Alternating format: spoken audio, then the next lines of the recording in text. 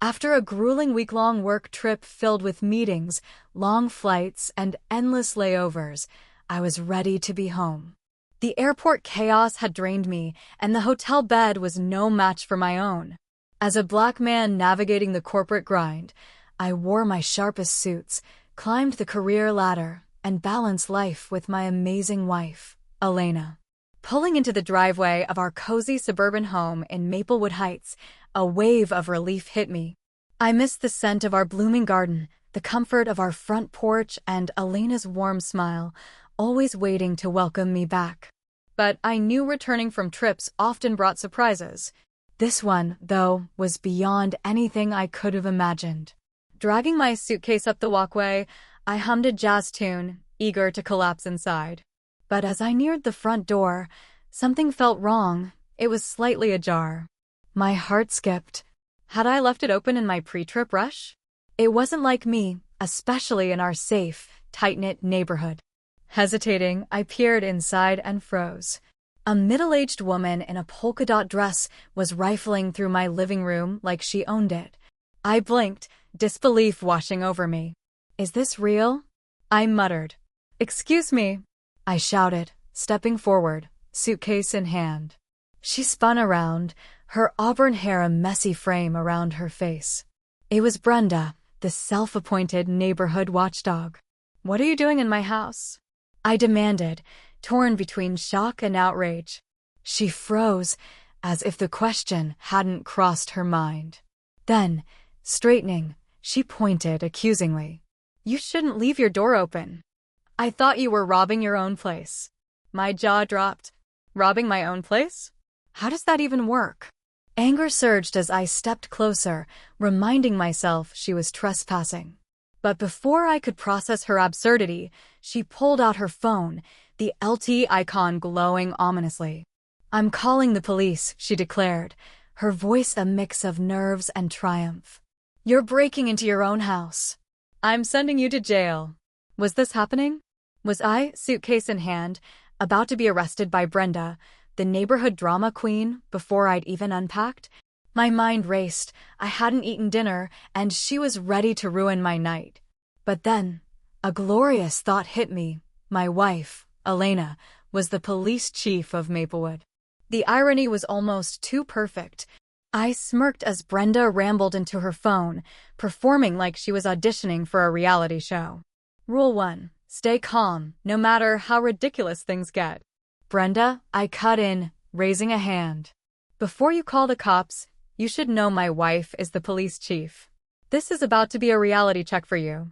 Her eyes widened behind her glasses, her bravado faltering. "That's ridiculous. They'll still arrest you for trespassing." "Oh, really?" I said, grinning. "Nobody's trespassing in their own home."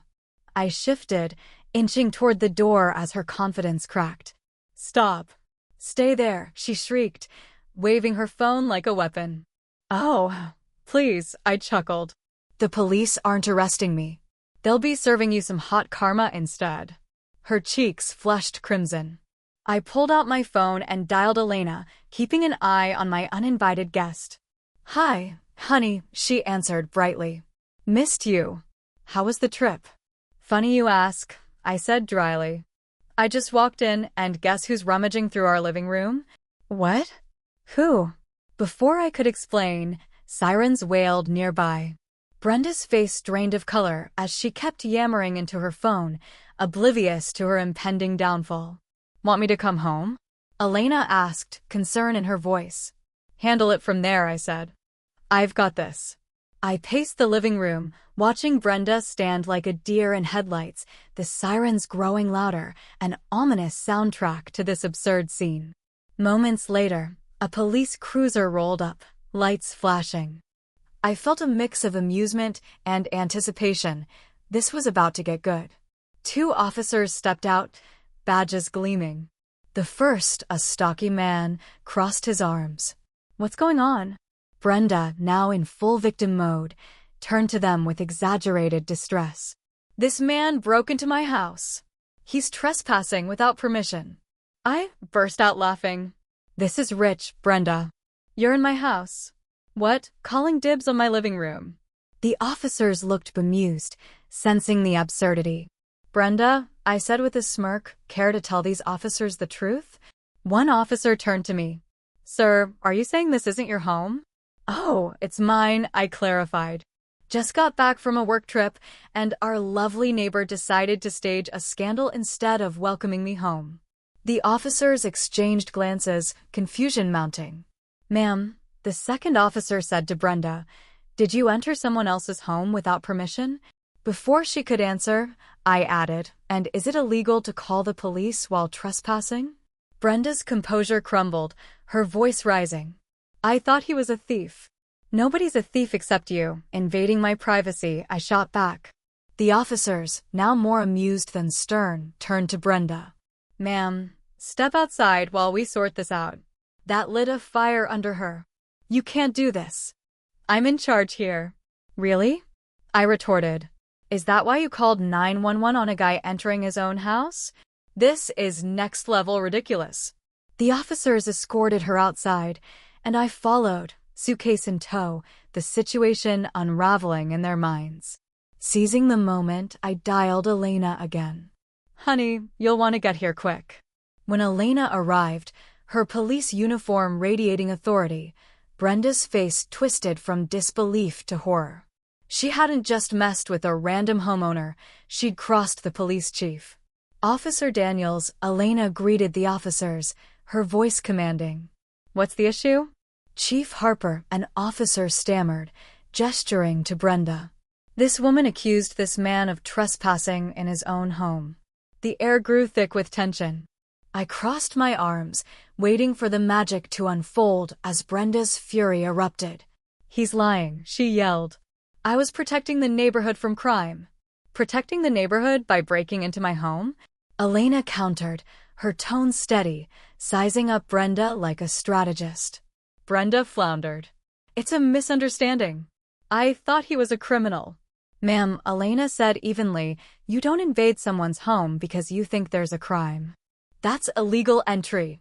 I bit my lip to stifle a laugh as Brenda's bravado cracked, revealing her ignorance. "You don't understand," she pleaded. "Oh, I understand," Elena replied, her resolve unshakable. "You crossed a line, Brenda. Sit down while we handle this." But Brenda made one last desperate move, lunging toward me, hands flailing. "I'll make you pay."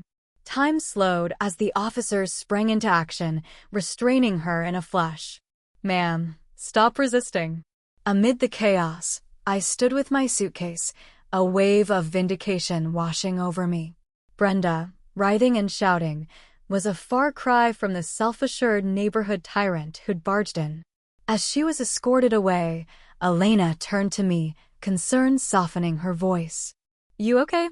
"Just peachy, sweetheart," I said, barely keeping a straight face. "Could have done without the welcome committee, though." The officers chuckled, one admitting, "This happens more than you'd think." "All I wanted was a quiet night," I said. Instead, I got HOA gone wild. Word of Brenda's blunder spread like wildfire, her reputation as Maplewood's gatekeeper crumbling overnight. I fired up the neighborhood group chat, "Let's talk neighborhood safety and how not to greet your neighbors." Responses flooded in, laced with humor and stories of Brenda's past antics. 3 days later, at a small gathering to celebrate my return and the chaos, there was a knock.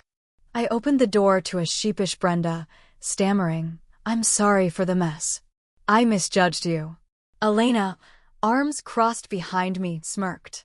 "You misjudged more than that," I said, humor bubbling. "But thanks for owning up." Elena added, "Keep this up, Brenda, and you'll find more trouble. Try talking instead of dialing next time." With my friends cheering, Brenda mumbled another apology and scurried off. Her reign as neighborhood nuisance was over. Life normalized quickly, but Maplewood Heights transformed. Brenda's antics had united us, replacing petty grievances with camaraderie. One sunny Saturday, I organized a community cleanup, drawing neighbors together in a positive spirit. Elena joined, beaming with pride. "Thank you for stepping up, Marcus," she said. "You turned chaos into growth." Just doing my part, I chuckled, eyeing our neighbors working as a team. No thanks to Brenda, of course. The day ended with a barbecue, families mingling, laughter echoing. Brenda's misstep became a lesson in compassion, strengthening our community. Standing in the sunset's glow, I embraced new beginnings, grateful for a neighborhood reborn through unity, proving that even the wildest encounters can spark lasting change.